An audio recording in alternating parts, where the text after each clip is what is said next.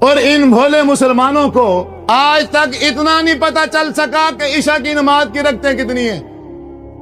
جہالت کی انتہا ہے۔ امام ابو حنیفہ رحمۃ اللہ علیہ نے کہا تھا کہ عشاء کی نماز کے فوراً بعد اگر تمہیں خطرہ ہو، اگر تمہیں خوف ہو کہ ہم صبح اٹھ کر تہجد نہیں پڑھ سکیں گے، ہم قیام اللیل نہیں کر سکیں گے، تو پھر تم ایسا کرنا کہ عشاء کے فرضوں کے بعد وہ جو تہجد کی نماز ہے وہ کتنی رکعت ہے؟ 8۔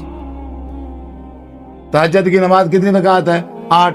4 فرض اور 8 وہ تہجد کی نماز، کتنے ہو گئے؟ 12۔ اور 2 سنتے کتنے ہو گئے؟ 12 اور 2 14 اور 3 وتر، اور اب ہوئی ہیں 17۔ تہجد کی رکعتیں، قیام اللیل کی رکعتیں اور نماز تراویح وہ ملائیں گے تو جا کے کتنی رکعتیں بنے گی؟ 17۔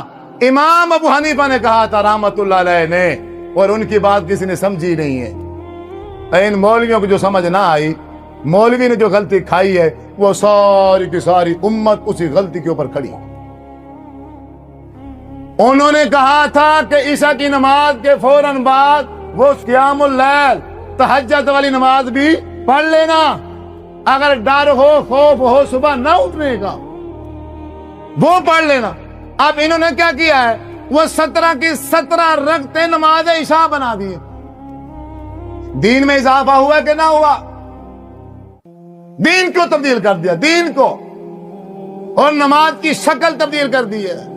ابھی ہم سمجھائیں، انہیں بتائیں، یہ پھر آگے سے پھر آنکھیں دکھائیں، پاگل ہے یہ فلاں، پاگل یہ ہے جو حضور صلی اللہ علیہ وسلم کا طریقہ سمجھا، اور جنہیں پتہ ہی نہیں ہے ہم کیا پڑھ لگے گئے۔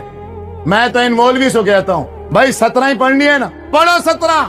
کون ہوتا ہے منع کرنے والا؟ کوئی منع نہیں کرتا۔ اگر رمضان المبارک میں عشاء کے بعد قیام اللیل پڑھا جا سکتا ہے، بات سمجھنا، تو پھر باقی 11 مہینے بھی پڑھا جا سکتا ہے۔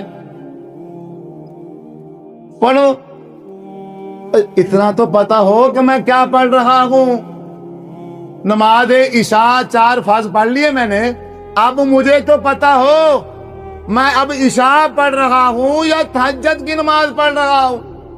بس صرف یہی کلیئر کر لو، صرف اپنی نیت تبدیل کر لو کہ عشاء کی نماز 4 فرض، 2 سنتے اور 3 وتر، 9 رکعت ہے، اور باقی جو 8 رکعتیں میں نے پڑھنی ہے وہ نماز تہجد ہے۔ آئندہ اگر 17 کسی میرے بھائی نے رکعتیں پڑھ لی ہے تو اس کا طریقہ یہ ہے 4 فرض